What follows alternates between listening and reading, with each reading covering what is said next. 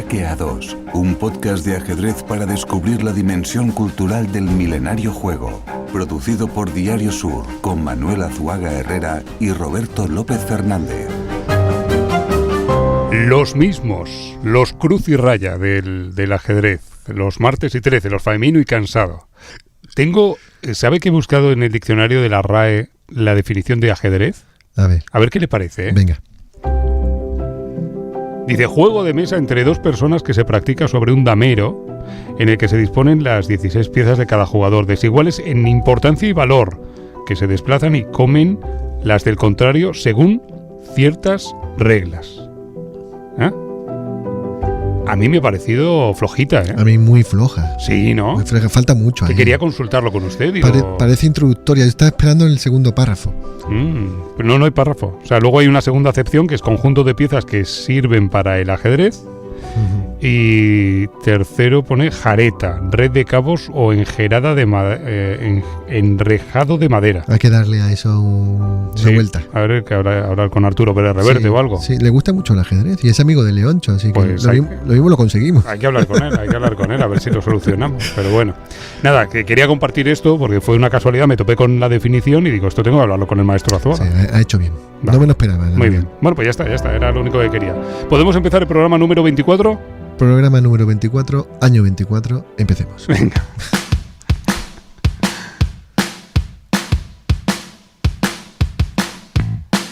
Hola, hola.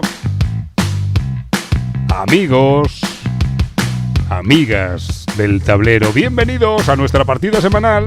Bienvenidos a Hackeados, tu podcast favorito de ajedrez. Con todos ustedes, el maestro Azuaga, que está muy bien y levanta las manos a modo de... me voy a tumbar en el diván. ¿Ah, sí? Sí, hoy vamos a... Todo el programa 24 va a tener un toque de psicoanálisis. Freudiano. Sí. ¿Vale? Mira, vamos a contar la historia de Reuben Fine, que fue un chico del Bronx que quedó atrapado entre Freud y el ajedrez. Anda. Ahí lo dejo. Uy, yo no me la sé. Empezamos fuerte. Sí. Vale. O sea, que va a tener un toque diván, un toque Freud, diván, un toque Fine. Vale. Sí. Pues habrá que ambientarlo, buscaremos algo. ¿Qué más tendremos hoy? ¿A quién tendremos en nuestra sección en Roque Corto? En Roque Corto hablaremos con el psicólogo Carlos Martínez Piqueras. Claro. Y hablaremos, por tanto, de emociones y ajedrez. Bien. ¿Usted ve cómo tiene sentido? Bien, está muy hilado todo. Y en la sección Jaque Captura Amenaza, nuestro maestro Luisón nos hablará sobre cómo podemos gestionar los nervios ante un campeonato, así que también tiene algo que ver. También, ¿verdad? Muy bien. Y por terminar, aquí ya nos salimos un poquito, pero hacemos una gran foto de familia con el Cartier Bresson del tablero, un fotógrafo extraordinario. Estamos hablando de nuestro amigo David Yada, que nos manda una pregunta a la que no tengo respuesta. Ah, no. No. Ya por delante lo dice esto. Ya lo voy contando. No hay respuesta o no tengo respuesta. No tengo, he dicho no tengo. Usted, ya, bueno, tengo que tirar un poquito a ver si encuentro algo ahí. No, vale. No tiene respuesta. Vale, pues con todo esto podemos empezar, ¿no? Venga. Pues señoras y señores, bienvenidos, ahora sí, al programa número 24.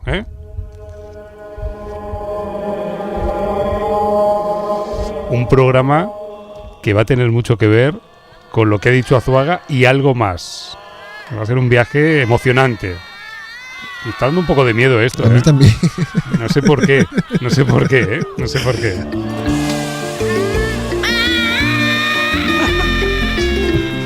¿Qué tiene que ver esto con el psicoanalista que no quiso ser campeón del mundo? Porque así es como se titula nuestro Cuentos, Jaques y Leyendas. El psicoanalista que no quiso ser campeón del mundo. Supongo que tendremos que ir a la máquina del tiempo y todo eso, ¿no? Venga, yo, en fin, le dije hace no sé cuántos programas que ni lo preguntara, usted lo sigue preguntando. Ya, hombre, por cortesía, pero bueno, dígame una fecha. Esos gritos que antes se han escuchado son gatos, los gatos de Arlequín o algo de eso. Era para ambientar una historia de psicoanálisis, pero no. Sí, la ha quedado muy bien. Ha sido un poco error, ya está, no pasa nada. Teclee por ahí. Máquina del tiempo. Vamos a arreglarlo. Nueva York. 11 de octubre, sí. 1914. 14. Ajedrez. Tal cual. Nueva York. Estados Unidos. Vale. Venga, vamos para allá, corriendo todos, ¿eh?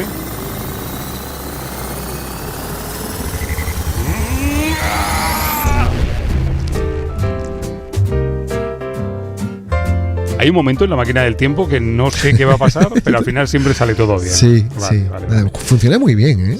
Sí. Nueva York, 11 de octubre de 1914. Ajedrez, lo que había dicho. ¿Por dónde empezamos? Bueno, pues empezamos a contar que Reuben Fine nació en el Bronx, de Nueva York, que sus padres, Jacob y Berta, eran judíos, inmigrantes pobres, lo subrayo, de ascendencia rusa, y casi todas las fuentes bibliográficas describen a Fine como hijo único. Sin embargo, Roberto, nuestro protagonista, en realidad tuvo una hermana mayor, Evelyn, de la que poco se sabe.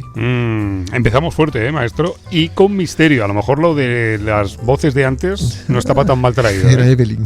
Bueno, pues cuando Reuben tenía 2 años, su padre abandonó el hogar, lo que empeoró aún más la difícil situación económica de la familia, y aparece por aquí Reuben Lazarus, que era el tío de Reuben, y fue el que le enseñó a jugar al ajedrez con 8 años, ¿vale?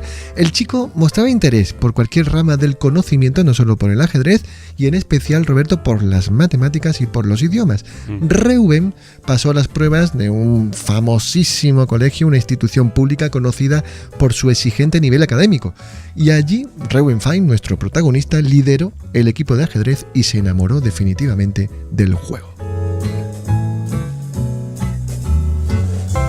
Ha dicho usted lo de los idiomas de Reuben Fine, y tengo aquí un dato, maestro, que me resulta espectacular. Fine hablaba con fluidez 6 idiomas. Venga ya. Yiddish, francés, español, italiano, alemán y holandés. ¡Toma! No está mal, ¿no? Sí, no está mal.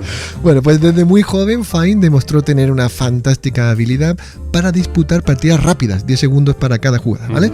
Que fue una modalidad en la que era imbatible. Bueno, y también aprendió a jugar a la ciega, o sea, ya sabéis, ¿no? Sin ver el tablero.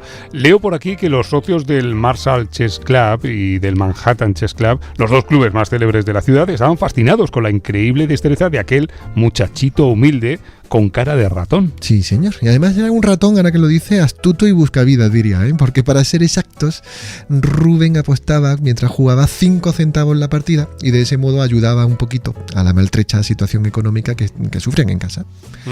Fíjese, ¿eh? Cómo se buscaba la vida, ¿no? Ratón, ratones colorados. Ratón Fine. Bueno, pues Reuben comenzó a destacar en los torneos estadounidenses más importantes y se disputó el honor de ser el mejor jugador nacional contra nada menos que Samuel Reszewski. ¡Ole! El joven prodigio polaco que fue amigo de Charles Chaplin, lo hemos contado en alguna ocasión. Tenemos que repasar la vida de Reszewski, maestro, y dedicarle un capítulo monográfico, cuando uno quiera. para él, especial. Sí, cuando quiera. A mí me gusta mucho la vida de Reszewski, sí señor. Muy bien.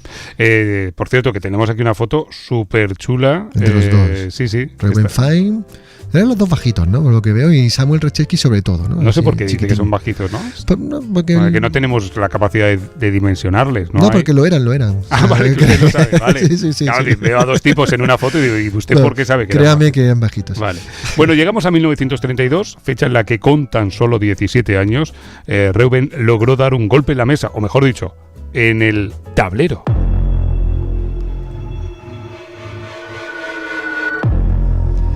¿Y qué pasó, maestro? Qué golpe, ¿no? Hay música y todo, ha sido ¿no? un girito. Bueno, pues pasó que Reuben hizo tablas en Pasadena, California, contra nada menos que el campeón del mundo en ese momento, Alexander Alekhine. Otra vez Alekhine. Bueno, lo curioso es que veo la partida, la tenemos aquí delante, y Fine, que jugó con negras, le planteó al campeón la llamada defensa Alekhine. Sí.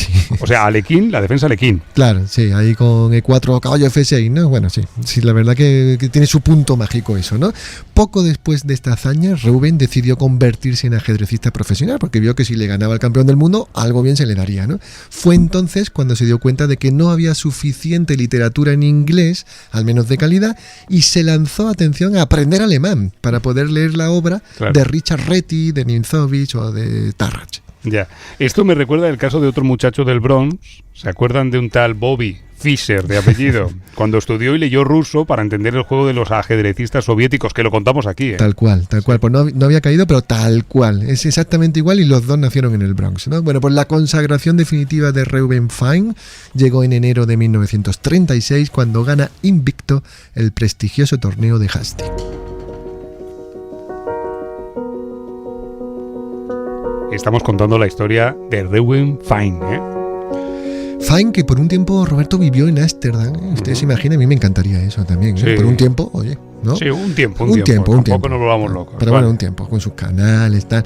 Y allí se casó con la periodista Emma Kissing, que, bueno, parece ser que era una tipa que se parecía mucho a una actriz de Hollywood, ¿no? Uh-huh. En su etapa neerlandesa, Reuben Fine asesoró al holandés Max Eve, que por entonces era el campeón del mundo, y en la preparación que tuvo contra Alexander Alekhine en la revancha, allí que estaba Fine ayudando a Ewe, ¿no? En cierta ocasión, Fine le mostró al holandés lo que Alekhine iba a jugar en una de las partidas hasta la jugada número 17 y acertó además sin fallo, ¿no? A pesar de sus esfuerzos como segundo de Ewe, Alekhine recuperó la corona. Tengo aquí marcado en rojo cardenalicio que aquellos años fueron años felices para nuestro protagonista. Incluso Fine reconoció que de no ser, y cito textualmente, de no ser por la aparición de Hitler, se hubiera quedado en Holanda para siempre, ¿verdad? Sí, así fue, ¿no? Tuvo mala suerte, ¿no? Como muchos de los personajes. Es que, ¿no?, la guerra, lo hemos contado muchas veces, la Primera y la Segunda Guerra partió a tantas historias. Sí, también a los ajedrecistas y a los grandes campeones. A regañadientes, Reuben fue a Nueva York, terminó de estudiar matemáticas, pero en noviembre de 1938 Reuben vuelve a Holanda y disputa la competición más fuerte jamás celebrada hasta el momento, que era el torneo Abro, con V, ¿no? Uh-huh. Bueno, pues los 8 mejores jugadores del momento se enfrentaban entre sí con un doble premio en juego, $550, y convertirse, y aquí estaba el gran premio, en el retador de Alexander Alekhine. Es decir, luchar por el título del mundo era como la zanahoria, ¿no? Bueno, pues curiosamente Alekhine también participó en ese torneo, supongo yo que para medir la fuerza de sus posibles rivales, ¿no? Y Fine, nuestro protagonista, logró en Abro el primer puesto con 8,5 puntos sobre 14, que fueron los mismos que Paul Keres. Pero el desempate favoreció al estonio, es decir, a Keres, porque este había ganado uno de los 2 encuentros contra Fine, ¿no? O sea que Reuben Fine estuvo a punto de disputar el título del campeonato del mundo. Eso es. Y a Keres, invicto también en la competición, pues lo bautizaron desde ese momento como el nuevo Murphy, el aspirante, el campeón sin corona, pero en cambio a nuestro personaje, a Reuben Fine, pues no se le puso ninguna etiqueta y quedó en el olvido. Al olvido, claro. El estallido de la Segunda Guerra Mundial impidió que se celebrara el duelo entre Alekhine y Paul Keres finalmente, así que durante casi una década el ajedrez de élite quedó en cuarentena. En esta época fue cuando Fine, que lo estaba pasando realmente mal, sin empleo, se dedicó a escribir de forma compulsiva, ¿verdad? Sí, eso es. Y su perfil políglota, ¿no?, que antes usted decía lo de los 6 idiomas, le abrió las puertas de la Armada de los Estados Unidos. Trabajó en el Departamento de la Marina como traductor, y esto es muy poco conocido. Fine ayudó a calcular en qué lugar exacto saldrían a la superficie los submarinos nazis. ¿Qué me dices? ¿En serio? Sí. Y en la misma operación secreta también investigó Fine acerca de los posibles bombardeos kamikazes de los japoneses contra los barcos de los Estados Unidos, ¿no? Entonces, bueno, en distintas fuentes se habla de Fine como, abro comillas, una pieza importantísima en el esfuerzo crucial de la contienda. Interesante la vida de este Fine. Maestro, cuéntenos eso de que Fine se autoproclamó cocampeón del mundo. ¿Cómo que se autoproclamó uno mismo, a sí mismo, por sí mismo campeón y cocampeón mundial? No entiendo yo nada. Claro, sí, a ver, pasó que en 1946, lo hemos contado muchas veces, pues bueno, un camarero del Hotel Do Parque de Estoril encontró muerto al campeón mundial Alekhine, ¿no? Correcto. Y en un arranque, no sé cómo llamarlo, de jactancia, ¿no?, Fine se autoproclamó campeón del mundo junto a Paul Keres, con el que había empatado en el torneo de Abro, ¿no? Yeah. Entonces, bueno, se murió Alekhine y ellos dos dijeron, bueno, pues somos los campeones, ¿no? Pero la FIDE nunca les reconoció formalmente esa distinción. Pero fue una cosa de los dos, de Keres y de Fine, ¿o no? No, fue una cosa de Fine que para que no quedara tan de vanidad, dijo, y él también, ¿vale? Ya. Los dos. Esto es como el otro día que estuvimos con Ibarra, que le ha ganado a Carlsen en una Blitz y dice que es campeón del mundo. Claro, ¿no? Sí, algo así. ¿Y cómo le sentó a Fine? Es que la FIDE pues no le hiciera ni puñetero caso al autobombo. Claro, de hecho le sentó fatal y cuando ya era muy mayor, ya estaba anciano Reuben Fine, en 1989 escribió sobre este controvertido lance con la FIDE y él dijo: a estas alturas ha quedado muy claro que la FIDE es una organización corrupta, e incompetente, Madre. por lo que su sello de aprobación tampoco hubiera tenido sentido. ¿Qué tipo Fine, eh? Un personaje, ¿eh? Bueno, otro más, ¿eh? Vamos a abrir un paréntesis para hablar de Fine, el psicoanalista. Ya hemos dicho que este va a ser un poco el vector de este programa que hacemos hoy, ¿eh? Creo que en la década de los 40 Fine se centró en su carrera como psicoanalista y que incluso se convirtió en todo un referente freudiano y muy respetado. ¿Cómo era este Rowan Fine en el diván? Sí, se lo tomó muy en serio, ¿no? A lo largo de su vida publicó numerosos libros sobre la materia, donde destaca uno muy polémico que se llama La psicología del jugador de ajedrez, 1967, por si alguien lo quiere buscar. Esto es un ensayo en el que Fine interpreta el juego del ajedrez desde una revisión simbólica del complejo de Edipo de Freud, ¿no? Y el libro arranca además, Roberto, le voy a pedir que lo lea con una provocadora declaración de intenciones. El motivo subconsciente que impulsa a los jugadores no es el simple afán de agresividad característico de todos los deportes de competición, sino el más avieso del parricidio. Sí, se venía muy arriba, ¿no? Con esta simbología Fine, y en los capítulos centrales, Robin Fine abre definitivamente la herida. Y dice, genéticamente es el padre o un sustituto del padre quien en la mayoría de los casos enseña al chico a jugar al ajedrez. De ese modo el juego se convierte en medio resolutivo del conflicto padre-hijo. Ay, qué seriote se ponía Fine. Y finalmente, y esto ya sí que atención, porque suenan los platillos, finalmente termina Fine poniendo el dedo en la llaga.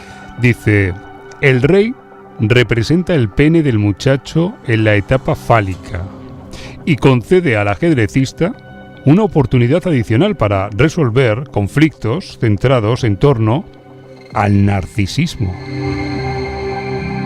Vaya con Fine, ¿no? Sí, vaya con Fine, ¿eh? Bueno, pues para Fine el tablero y las piezas del ajedrez representaban las distintas relaciones existentes entre los miembros de una familia, que oye, pues por ahí tiene su... ¿no? Te puedes poner ahí. Bueno, pero no se queda en la superficie, ¿no? Robin profundiza, ¿no? Y escribe algunos párrafos que son estremecedores sobre el tabú del tocamiento que subyace en la captura de una pieza. Habla de homosexualidad, dice Fine, que entre los jugadores de ajedrez la homosexualidad abierta es casi desconocida, que entre los maestros del siglo actual, que era del siglo XX, no tengo noticias, decía Fine, más que de un solo caso, no dice cuál, y esto no deja de ser sorprendente si se piensa que entre los artistas con quienes les gusta compararse a los maestros de ajedrez se dan con harta frecuencia casos de homosexualidad. Ahora está todo el mundo haciendo... Fine es un poco... Sí, es un poco... También la época, ¿eh? Incómodo. También la época, ¿eh? Ay, qué descanso, ¿no? Es que nos ponemos freudianos, termina doliéndote la cabeza y todo. Qué descanso. Bueno, maestro, ¿qué pasó con la lucha entre Fine y la FIDE? Porque ahí no había buen rollo. Nada, volvamos al tablero. Venga, va. Pues sucede que muerto Alekhine en 1948, la FIDE invitó a Fine a participar en el campeonato del mundo del que saldría el heredero de Alekhine. Pero Robin Fine rechazó el ofrecimiento. Dijo, ahora no voy. Anda. La versión oficial cuenta que Fine no pudo abandonar su trabajo como psicoanalista, pero sin embargo el testimonio de él mismo fue muy distinto, ¿no? Él decía, no jugué por los gastos que suponía y porque nadie me había consultado si las fechas fijadas me convenían. Ya. Qué tipo, ¿no? Ya. Qué rencoroso. No sé si me está cayendo muy bien, ¿eh? A mí me cae un poco, no sé. Es incómodo. Sí. Bueno, de hecho, él creía que aquel campeonato del 48 era un torneo ilegal, entre comillas. Además, él temía que los jugadores soviéticos, Keres, Botvinnik, Smyslov, amañaran sus partidas para que ganara el mejor de ellos, ¿no? Entonces la pregunta es obligada, Roberto. ¿Qué hubiera sucedido si Robin Fine hubiera aceptado la invitación de la FIDE, ¿no? El nuevo campeón, porque por cierto fue Botvinnik, que era el mejor de los soviéticos, lo mismo no hubiera sido Botvinnik, ¿no? Entonces, ¿qué hubiera pasado? Ahora todo el mundo haciendo... Bueno, para poner punto final al avío, os diré que Robin Fine, otrora un muchacho humilde con cara de ratón, falleció en Nueva York en el 26 de marzo del año 93, de 1993. Sufrió un derrame cerebral, se complicó y derivó aquello en una neumonía fatal. Tenía 79 años, así quedó Fine, tumbado en el diván del olvido.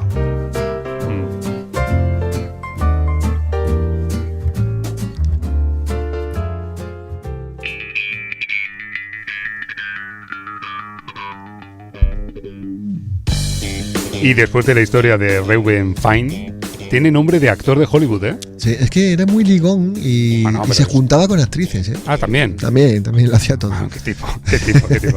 Que digo, después de nuestros cuentos, jaques y leyendas, llegó el momento de enroque corto, o sea, de la charla, y hoy tenemos a un amigo al otro lado del teléfono. Sí. ¿Sería tan amable de hacer un perfil, por favor? Sin abandonar el diván, venga. Le contaré a los oyentes que vamos a hablar con Carlos Martínez Piqueras, hombre, especialista en psicología aplicada al juego ciencia y además experto en técnicas de terapia gestal, entrenador FIDE. Él tiene mucha experiencia acompañando a los jóvenes talentos de la selección española, tanto en los campeonatos de Europa como del mundo. Carlos, ¿qué tal, amigo? ¿Cómo estás? Carlos Martínez Piqueras. Muy buenas, Roberto, Manu, un abrazo muy grande por ahí, un saludo muy grande a todos los oyentes. Pues nada, encantadísimo de estar aquí con vosotros. Oye, bienvenidos a Enroque Corto, bienvenido a Hackeado, pero déjame que haga una cosa que nunca he hecho. El tal Reuben Fine del que hemos hablado, a mí me ha caído un poco gordo, así como tú que sabes de todo esto, y ¿qué piensas de este personaje? Yo siempre digo que los psicoanalistas son grandes novelistas, ¿no? Entonces creo que hay que verlo desde ese punto de vista, ¿no? Como una especie de personaje que escribe, ¿no? Y que le da rienda suelta a la fantasía. Así que, bueno, no sé, a mí me parece siempre interesante porque al final desde el psicoanálisis es desde donde nace la terapia, ¿no? La psicoterapia. Vale. Entonces me parece que siempre es un punto de inflexión histórico, ¿no? Le cae bien. El resumen es que le cae bien. No, me cae un poco mejor ya después de la respuesta de Carlos, me cae un poco mejor. Oye, Carlos, a partir de investigaciones recientes, y estamos hablando mucho de psicología, y gracias al trabajo práctico en el entrenamiento de ajedrecistas de alto rendimiento, nos estamos acercando a las claves de cómo los grandes maestros toman decisiones en el tablero, que es muy importante, ¿no? La pregunta, Carlos, va en esta línea. ¿Cuál es la diferencia fundamental entre un gran maestro y un aficionado? Pues bueno, ahí hay, como tú has dicho y has indicado, hay muchas investigaciones al respecto que hablan sobre la diferenciación, ¿no? entre los expertos y los nobles, digamos, ¿no? Y para mí una de las grandes, de las grandes diferencias es el tema de los patrones, ¿no? La cantidad de patrones que tienen los grandes maestros, por ejemplo, los maestros internacionales respecto al resto.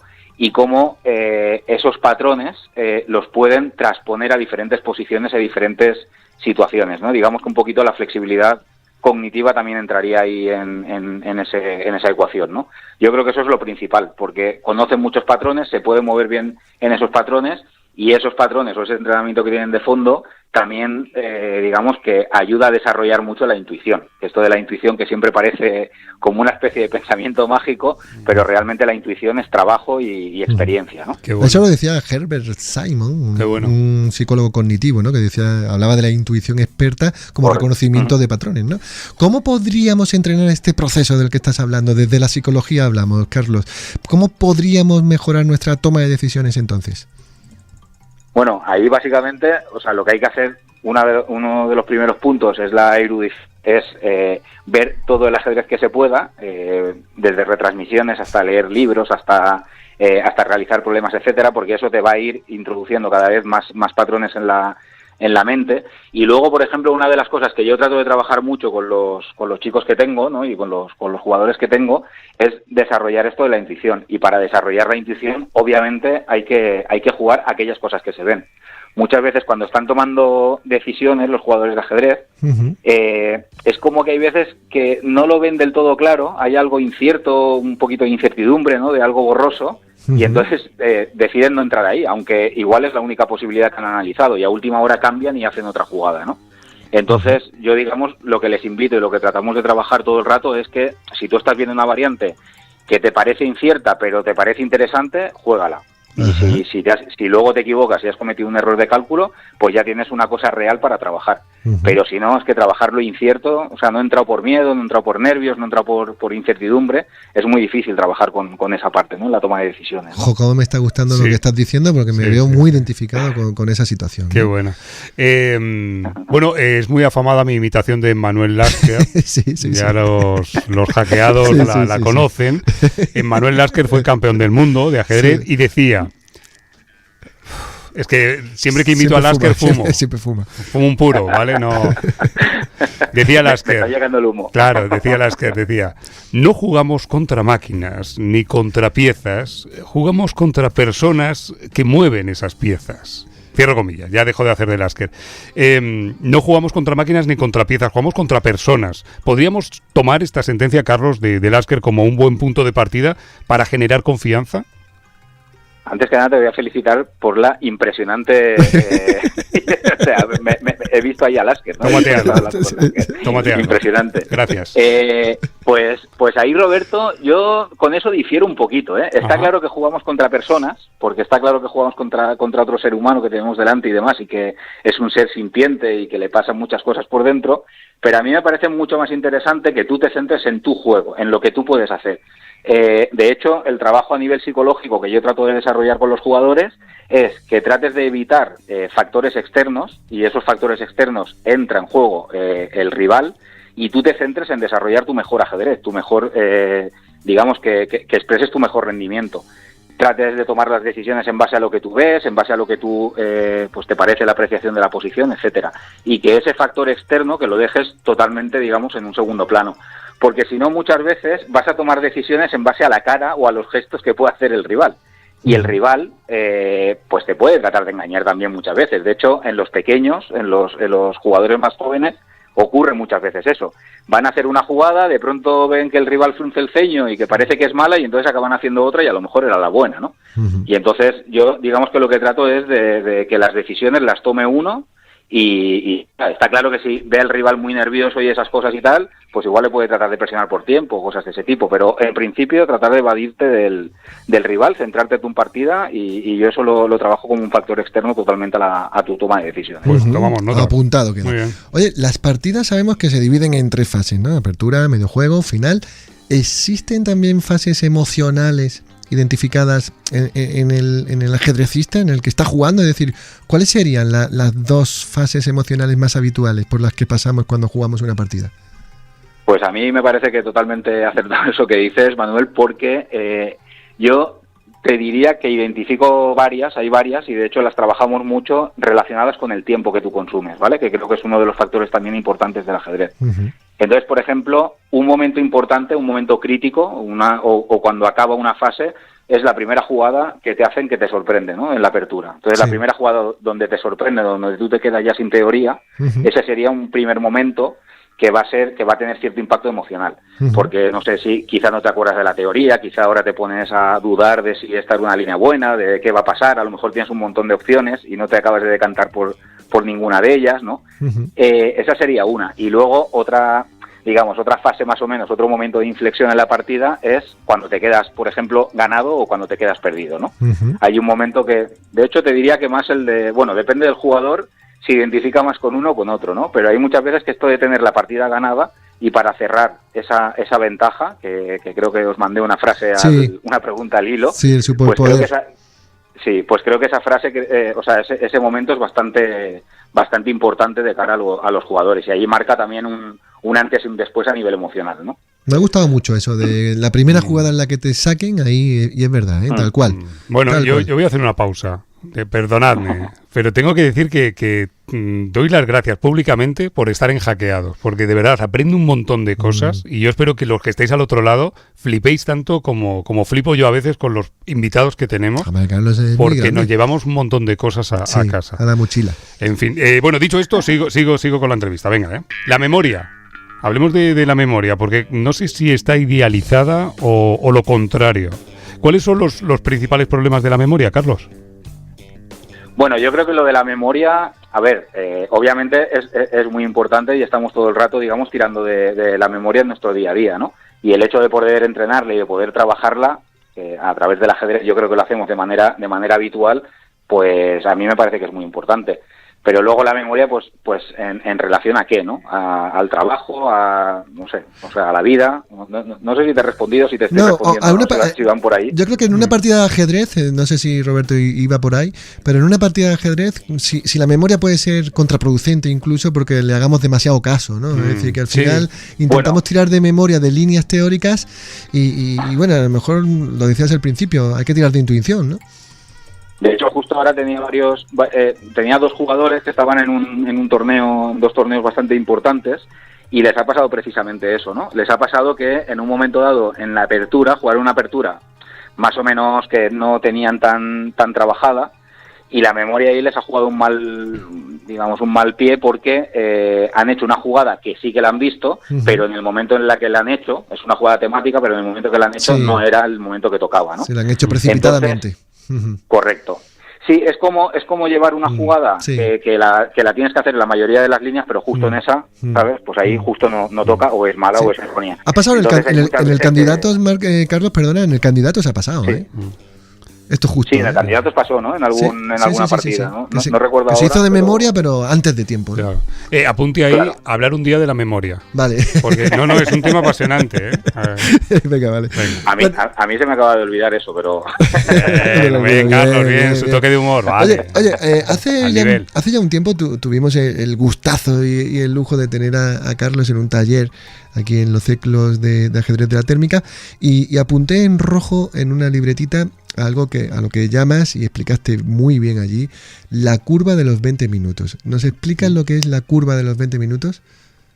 Bueno, la curva de los 20 minutos, eso es algo muy tradicional en psicología que está muy investigado, ¿no? Que a partir de esos 20 minutos, pues que digamos la tasa de olvido crece de una manera exponencial, ¿no? Es como que más o menos retienes de una manera bastante importante durante esos 20 minutos y a partir de ahí, pues la pérdida, digamos, de la información decae un montón, a no ser que vuelvas a revisar de manera sistemática eso que estás tratando de aprender, ¿no? Entonces, bueno, esto llevado al ajedrez y sobre todo, por ejemplo, al hilo de lo que hablábamos, a las aperturas, es algo bastante curioso lo que hacen muchos ajedrecistas, porque es, por ejemplo, se aprenden una línea y no la vuelven a mirar en meses. Entonces, claro, cuando te vuelves a enfrentar a esa variante, por ejemplo, pues lo normal es que se te olviden las líneas o que no las recuerdes claro. Entonces es importante que cada cierto tiempo, cada semana, cada 15 días, vayas repasando un poquito esa línea, porque ahí vas haciendo cada vez la huella en la memoria mucho más duradera, ¿no? Muy bien. Yo estoy ahora con la India de Rey y me pasa justo eso, ¿no? Que luego no la practico. ¡Ostras! Y me quedo perdido siempre. Claro. Además es que la India de Rey, que no tiene variantes, pues madre mía. Sí. Bueno, Roberto. Te entiendo.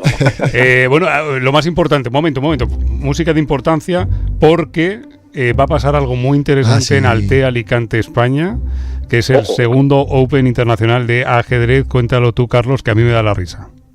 Qué bien, oye, muchas gracias por sacarlo aquí a colación, porque, bueno, pues del 8 al 15 de noviembre del 2024 vamos a hacer el segundo Open Internacional Hotel Camp Negret. Ya el año pasado realizamos el primero y es un torneo pues realmente especial para nosotros porque lo organizamos como la Asociación de Ajedrez Social y Terapéutico de la Comunidad Valenciana y es un torneo que está destinado a jugadores mayores de 50 y de 65 años, ¿no? Vale. Que hoy en día pues casi todos los torneos son torneos abiertos, torneos donde juegan todos mezclados y está muy bien, pero este torneo tiene otro sentido, ¿no? Es un torneo mucho más relajado, donde la preparación quizá no sea tan importante, el hotel es fantástico, la comida es fantástica, el entorno de Altea es impresionante y entonces pues tratamos de cuidar todos esos detalles de una manera un poquito más especial, ¿no? Viene también mucha gente de fuera, el año pasado nos visitaron de 8 países distintos y bueno, este año vamos a ver si tratamos de llegar a 150, entre 150 y 200 jugadores y bueno, pues la idea es esa. Ese es el sentido. Voy a poner así en el frontispicio del cartel del 8 al 15 de noviembre como fechas, ¿vale? Y aquel que quiera inscribirse www.opencupnegrete.com. Vale. No, Negret, perdón. Vale, y yo voy a poner también que luego nos vamos al restaurante Juan Abril a tomar un arroz. Venga. Porque en Altea, vale. Pues estoy pensando, perdonadme.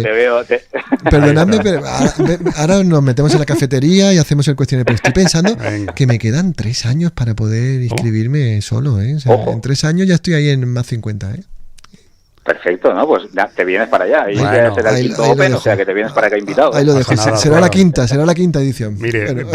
Victoria Beckham ha cumplido 50 hace unos días. Penélope Está como Cruz, nosotros, Roberto, ¿eh? claro, Penélope Cruz ha cumplido 50. Sofía Vergara, todos, o sea, los 50 son los nuevos 40, Zuaga, no se preocupe. pues Yo estoy deseando pues yo estoy cumplirlos. deseando también para poder ir al Open, ¿no? Ya. Pero bueno, Y acabo de cumplir los 41, siempre digo que son los nuevos 30, ¿no? No, Así sí, que no, creo que esto va... no Ya era, está. tiene un no era problema. necesario, No, no, Carlos. era necesario, Carlos. Y hasta aquí la entrevista con Carlos Martínez. Gracias, amigo. Siempre un placer. No. Oye, vamos al cuestionario, ¿no? Al cafelito. ¿Cómo Sí, tomas el venga. café? Carlos. Pues yo solo si le ponéis un poquito de azúcar moreno bien y si no también. Venga, pues nada, voy a por los cafés y explique usted lo de... Venga. A mí me va poniendo uno solo doble. Ya. Y bueno, yo creo que el cuestionario Blitz, Carlos se lo conoce. Esta vez en Hackeados, la verdad que lo estamos complicando un poquitín más, ¿vale? Las primeras preguntas parecen muy fáciles, pero lo hacemos para que genere una cierta confianza en el invitado y luego ¡zas! ¿Vale? Bueno, entonces si lo haces Madre bien, mía. si lo haces bien son aplausos, ya lo sabes. Y si no, abucheo, pero un abucheo de gritos y bueno, un abucheo de parlamento, ¿eh? De parlamento. Correcto. ¿Vale? Bueno. Pues eso, ¿estás preparado? Adelante. Venga, pues ya estamos con ambiente de cafetería y es el momento en el que yo digo eso de bienvenidos a nuestro cuestionario Blitz de Hackeados, el modo más increíble y idiota también. ¿Por qué no decirlo de ganar enemigos? Hoy en la silla de tortura radiofónica, don Carlos Martínez Piqueras. ¿Podemos decir el dueño del diván? Sí. Pues el dueño del diván. Primera pregunta, ¿blancas o negras? Blancas, ¿Alfiles o caballos? alfiles. El error más emocional, más habitual que detectas sobre todo en los jóvenes. ¿Cuál es el error más emocional y más habitual? Falta de concentración o fugas atencionales. Ujú. Fugas atencionales, qué Qué bonito. bonito. ¿Qué jugador de la élite, tiene que ser de la élite, te parece más completo desde un enfoque psicológico? Pues ahí te diría Magnus Carlsen, ¿eh?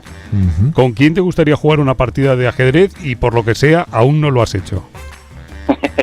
Con Kasparov y porque no he coincidido. Lo he visto 2 veces de pasada y ya está. Y porque te dice que no siempre que lo llaman, ¿no? Guau, Sí, correcto. De verdad, siempre ocupado Kasparov, de verdad. Bueno, estamos montando aquí un Olimpo, solemos hacerlo con los invitados. Y bueno, preguntamos por las 3 figuras más importantes de la historia de este deporte. Para Carlos Martínez, ¿cuáles serían? Las 3 figuras más importantes, ¿vale? De todo. de la historia o sea, no del- solamente jugadores o. Bueno, la que quieras. O jugadores. De la historia de este deporte, o sea, sí, jugadores, ajedrecistas, masculinos y femeninos. Bueno, pues mira, yo le tengo predilección a Mijail Tal, que me parece que es un personaje impresionante en muchos aspectos, ¿no? No solamente como jugador, sino también como personaje en sí, ¿no? Histórico y tal. Kasparov, que me parece que marcó una época. Aunque te diga que no. Y, Ujú. Aunque te diga que no. Aunque me diga que no, aunque Ajá. no quiera jugar. Bueno, tampoco me ha dicho nada, ¿no? No sabrá ni que existo, aunque he nacido el mismo día que él, ¿no? Pero bueno. Y luego, hombre, pues me parece que Magnus Carlsen hay que ponerlo ahí por muchos motivos. Sí ¿no? o sí. Vale, os recuerdo Así que que es esos cuestionario Blitz a los dos. Sí, que sí, estáis perdón, aquí ya, perdón. se nota un poquito el Perdón. buen rollo. Sí, Vale. sí, perdón, ¿Qué perdón. aspecto o factor crees que es el gran olvidado en el entrenamiento del ajedrez? ¿A qué no le echamos cuenta y deberíamos echarle cuenta? Pues hombre, yo por lo que me toca a mí diría psicología, la verdad. Últimamente hay más interés, pero ha estado muy olvidado durante mucho tiempo y aún hoy no hay suficiente. Bueno, es Blitz, ya no. Vale, no- vale. No, Muy bien, muy bien. de todas maneras, a ver, si luego hay abucheo, es solo para ti, ¿eh? O sea que yo me puedo enrollar. Vale. ¿A qué época histórica del ajedrez te gustaría viajar y echar un ojo a lo que pasa por allí? A los románticos, al romanticismo puramente, ¿no? Muy bien. Estamos, ya queda poquito, ¿eh? Y últimamente me imagino jugando la última ronda de una competición muy importante. Ya sé que os estoy dando la brasa con esto. ¿Estoy quedando chapas? Sí, ¿no? Sí, vale, no pasa nada. Usted Bueno, hágala. Carlos, si te juego en la última ronda del primer torneo Hackeados Campeonato del Mundo E4, ¿qué me respondes tú con negras? T5 al toque, ¿no? Bueno, Joder, qué rápido. Sí, al toque, Blitz. No hay duda. Bueno, ¿quién va a ganar el campeonato del mundo? ¿Lirending o Gukesh? ¿Cómo lo ves en porcentaje? Yo te diría que un 70% para Gukesh. Me parece que la juventud viene apretando muy dura. No sé si Dean Liren se va a poder recuperar 100% después de este tramo que tiene ahí un poquito, que está pasando por el por el abismo un poco, pero bueno, yo apostaría por buques. Muy bien. Y tienes que completar la siguiente frase. A veces un error en el tablero, puntos suspensivos, completa la frase. A veces un error en el tablero ilumina tu vida. No. ¿Qué tal, Roberto? No, me ha gustado mucho. Yo soy del Atleti. ¿Qué te voy a decir? Entonces lo entenderás. Claro. A mí me pareció un truquillo ahí para salvar, ¿no? Un poco. Un momento, que hay un doble mensaje en el aplausómetro. Sí, a ver qué pasa. Tengo doble mensaje. Este primer mensaje dice aquí es para Carlos. A ver, y dice así. Aplauso. Hombre, Carlos, sí. Otra. Carlos, aplauso. Lo estoy viendo venir. Bravo. Está muy bien. Y segundo mensaje del aplausómetro. Maestro Este Zuaga. mensaje es para Zuaga. Porque. Hombre. Madre mía. Bueno, es que no puede pasar. No puede pasar por encima esto de. Madre mía. Si hay un abucheo, que sea para el invitado. Yo no tengo nada que ver. Esto ha sido insólito. Esto ha sido insólito. De verdad. Me ha abucheado la máquina. Increíble. No sé qué he hecho mal. Bueno. De verdad. Ay. Carlos, ¿quieres decir algo más antes de que te despidamos, como te mereces? Pues nada, agradeceros sobre todo por este espacio que estáis haciendo, que ya lleváis unos cuantos programas y ojalá y sigan muchos más, y la verdad es que sois una pareja imprescindible dentro del ámbito del ajedrez. Así que enhorabuena por el programa y muchas gracias por la invitación. Se ríe, ¿le dice usted que tiene una... No, porque ha dicho y me he acordado de Pedro Sánchez cuando dijo lo del chuletón. Ah, venga, vale. Ahí está. Bueno, Carlos Martínez, especialista en psicología aplicada al juego ciencia, experto en técnicas de terapia gestal, entrenador FIDE y amigo de la casa. Gracias por estar con nosotros. Un abrazo. Muchísimas gracias. Un abrazo muy grande para los dos. Un abrazo, Carlos. Chao, chao. Chao. Venga, que seguimos.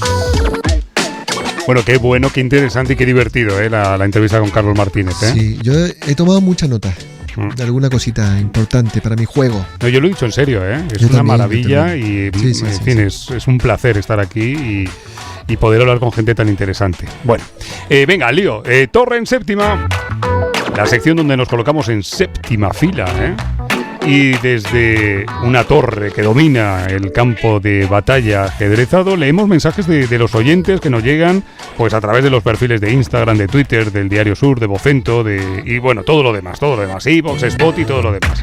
Mensajitos que tiene por ahí, Venga, preguntaba hace ya una semana José Carlos Ibarra, nos hacía una pregunta en la Gran Diagonal, y nos preguntaba por los orígenes familiares de Guiri, ¿no? Un gran maestro muy conocido, y Daima Mendoza lo ha contestado, y bueno, con cirugía, ¿no? Sí. Cirugía fina. No era fácil, No. Y dice Daima, Guiri, padre nepalí, madre rusa, Ole. vivió en Japón, se nacionalizó holandés, ¿Cómo? se casó con una georgiana, se dedicó a la carpintería y posteriormente se convirtió en campeón del Tata Steel. Madre mía, qué nivel. ¿Qué nivel? Se dedicó a la carpintería, Muy bien, oye, pues Daiman, enhorabuena. Sí, gracias. Muy bien. ¿Ha imitado a Daiman o qué? Ha dicho gracias como si fuese usted Daiman Mendoza. No, gracias a Daiman por contestar, vale. por responder. Ha quedado como muy raro. Bueno, Manuel Baos dice, es cierto que ha sido un programón el último. Estaré atento a las bases del día 1 para el evento del mes de julio. Bueno, pues atentos, Vale. Pablo Coroas, tengo por aquí. Y dice, pues no es por daros la razón, pero se ha quedado programón. Ole, gracias. Ole. Sois muy generosos. Hay un mensaje maravilloso de Pepe Charlie. Sí, maravilloso. Que fue un viernes a las 3 de la tarde. No lo lea. Es maravilloso. Ya está, no lo leo. Sí, venga, ahí está. Upiki.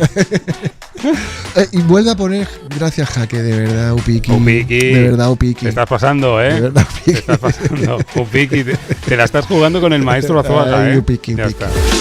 Ricardo Raxiris dice, me encanta este podcast, encuentro genial que se relaten las biografías de tantas jugadoras de ajedrez injustamente olvidadas. Además, los aficionados al ajedrez podemos ser muy fans de los grandes y seguir sus partidas con el mismo apasionamiento que una retransmisión de fútbol. La diferencia, creo yo, es que el aficionado al ajedrez juega y el de fútbol rara vez. Además, no se nos ocurriría decirle al maestro, árbitro o entrenador cómo hacer las cosas. Y el de fútbol... Puntos suspensivos, jejeje. Buena reflexión la de Ricardo, Usted ahora dice gracias. Gracias. Muy bien. Bueno, y luego hay gente a la que quiere saludar usted, ¿no? Bueno, va a Pablo, nuestro querido Pablo, a Pepe Charlie, a Vasco Cardoso, a Jamalue, al propio Ricardo y a Ajedrez Social. Muy bien. ¿Es suficiente? Sí. Vale. Pam, pam, pam, pam, pam. Jaque. Captura. Pam, pam. Amenaza. O los consejos del maestro Luisón, que tiene por ahí en el buzón de Del voz. sabio Luisón, que hoy también en el diván nos da un consejo relacionado con todo esto que estamos haciendo en el 24, ¿no? Sí. Que es hablar de lo emocional. Le enviaban una pregunta que decía: siempre que juego en torneos oficiales descontrolo emocionalmente y lo paso fatal. He probado de todo, pero no mejoro. ¿Algún consejo, Luisón? Menudo tema. La verdad es que, hablando en serio, creo que a mí me ayudó bastante en este sentido cuando me di cuenta de que en realidad gane o pierda una partida, mi vida no cambia para nada. Quiero decir, nos ponemos nerviosos cuando estamos haciendo algo que va a tener una influencia importante en nuestra vida. Un examen, la diferencia entre aprobarlo y suspenderlo. Me presento a una entrevista de trabajo. Lo que ocurra en esa entrevista va a cambiar mi vida. O le pido matrimonio a la persona que amo. Eso va a cambiar mi vida, ¿no? A lo mejor estoy descontento en mi situación actual y claro, te casas y luego todo es maravilloso. Bueno, en fin, tampoco es que... Bueno, o sea... Quiero decir... Cariño, ¿qué estás diciendo? No, nada, cariño. Estoy aquí grabando para Hackeado.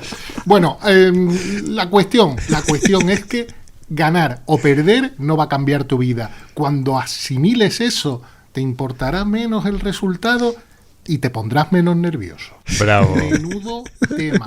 La verdad es que... Bravo, Luisón, ¿eh? Es Qué maravilla, qué maravilla, buenísimo. de verdad, qué grande, Luisón, el mensajito que nos ha dejado y nada, en fin, Hay que aplicárselo, ¿no? sí. Que estoy pensando qué decir, pero no quiero, ya está, no digo nada más. Venga, lío, vamos. Vamos. Noticias. Revelaciones. Pam. Primicias. El rey de la comunicación, el diario de Tartakower. ¿Ah? ¿Qué tenemos por ahí? Hombre, aquí vaya cartelito. Espera un momento, ¿verdad? Que no lo había visto yo. Pone aquí la térmica. 22 de mayo, 6 de la tarde. Se juega como se entrena con el Divis. Eso. El Ancelotti del ajedrez. Sí, señor. Con David Martínez. Con David Martínez, el Divis, 22 de mayo en la térmica. El ciclo se llama Se juega como se entrena. Ya. Y vamos a hacer allí un taller, un clinic. Vamos a aprender mucho. He estado viendo en directo, codo con codo, Sí. cómo entrena Divis. Qué capacidad de profundización tiene, qué módulos usa. Y eso es lo que vamos a hacer allí Vale. para que todo el mundo salga jugando mejor a la gente. Muy bien, esto va a ocurrir el día 22 de mayo a las 6. A las 6. En Málaga, en la térmica. Por cierto, ¿quién ha hecho el cartel? Bueno, alguien... ¿No? Es que le habéis puesto al Divis en medio de un campo de fútbol. Sabías, en lo la sabía. circunferencia del campo de fútbol Lo sabía. parece San Divis. San Divis. San- Es que, bueno, está un poquito desplazado, pero se lo podemos centrar un poco para que sea San Divis de verdad. Sí. Bueno, nada está. ¿Usted quiere que lo cambiemos? No. Yo se lo cambio. Que no, le que no, pongo que una no. corona de Que Rey no, que Divis. no. ¿Seguro? No hace falta, no hace Venga, falta. Vale, ¿y ya? ¿Algo más? Bueno, y el sorteo, ¿no? ¡Ah, el sorteo! Nos quedan 5 días. Usted lo habrá cuidado, ¿no? El próximo... Aquí lo tengo, espera un momento. A ver, venga, a ver si es verdad. Sí, lo tiene ahí. Aquí está, mire. Lo tiene todavía precintadito, ¿no? Bien. Aquí está, precioso, huele bien, color. Sí. Bien. Y una cajita de ajedrez con meriblilla que estamos sorteando. Eso es, Así hasta el que hay 15 que de mayo nos quedan 5 días. suscribirse y comentar. Muy bien. Y si estáis suscritos, comentar. Muy bien. ¿En qué orden? ¿Cómo que en qué orden? En suscripción, Hombre, comentario. primero te suscribes y luego comentas. Vale, no. No puedes sé. comentar sin suscribirte. ¿Por qué no? Bueno, podrías, pero el orden es suscribir. Si me queréis, suscribirse. Venga, va. Y entonces en el próximo programa hacemos el sorteo, Sí, ¿no? en el 25 damos el nombre. Muy bien. Y hasta aquí el diario de Tartakower, ¿eh? Pam, pam, para, pam, pam. Encaramos la recta final de este programa con un personajazo del mundo del ajedrez, que nos envía un saludo y nos propone siempre una pregunta. ¿Quién es hoy? Claro, hoy hablamos de David Yada, el Cartier-Bresson del ajedrez, Qué bonito. un fotógrafo extraordinario, además de otras muchas cosas, como no. que nos plantea una pregunta de la que le decía al principio, Roberto. Yo no tengo la respuesta y ya quisiera tenerla. ¿En serio? Sí, me gusta mucho la pregunta, de verdad. Ha Vale. subido mucho el nivel. David Yada. Hola, soy David Yada y os mando un saludo y un abrazo muy fuerte a todos los oyentes de Hackeados. Bueno, aunque yo he hecho muchas cosillas en el mundo del ajedrez porque ya me estoy haciendo mayor y ya llevo mucho tiempo aquí, probablemente la mayoría de vosotros me conoceréis por la fotografía, por las fotos que hago en torneos. Entonces, la pregunta que os voy a lanzar es: ¿quién fue el autor de la primera foto histórica en la que aparece un tablero de ajedrez? Os voy a dar una pequeña pista además. No solo es la primera foto en la que aparece un tablero de ajedrez, sino que es además una de las primeras fotografías que se tomaron en la historia. A ver quién sabe a quién me refiero. Wow, qué preguntón, ¿eh? Qué preguntón. ¿A que sí? ¿A que David sí? Yada, gran fotógrafo. Usted tiene fotos, o sea, usted es protagonista de fotos de Yada muy buenas. ¿Ah, sí? Bueno, cuando ha venido por aquí, bueno, es que ya la dispara y te saca, Sí. y te saca siempre bien Pero todo, fíjese lo que sea. que le conozco desde hace años a Manuel Azuaga y cuando he visto las fotos de Yada es como que va más allá. No, Esta ya. es la locura de un buen fotógrafo, ¿eh? Ya la es top. Sí, Absoluto, sí. Ujú. Sí, sí. Muy bien, pues ya está. Ahí está la pregunta. ¿No tiene usted como la curiosidad ahora, desde ya, de saber qué foto es esa? Sí, sí la tengo. ¿Lo buscamos luego? Luego lo buscamos. Venga, Pero luego. luego. Vale. Pues hasta aquí el programa de hoy, que ha sido muy de diván y muy interesante, ¿eh? Está muy bien, la verdad que sí. Me ha gustado mucho la entrevista con Carlos Martínez y también la historia, ¿eh? De cuentos. Y ya le cae mejor, Me cae mejor, claro, gracias a Carlos. Claro, sí. Claro, ya a mí no me cae muy bien, ¿eh? No, pero yo es que soy voluble. No me importa reconocerlo. Ya está, no pasa nada. Bueno, Azuaga, hasta la semana que viene, ¿no? Venga, hasta la semana que viene. Adiós a todos. Adiós. Adiós, amigos. Adiós. Adiós.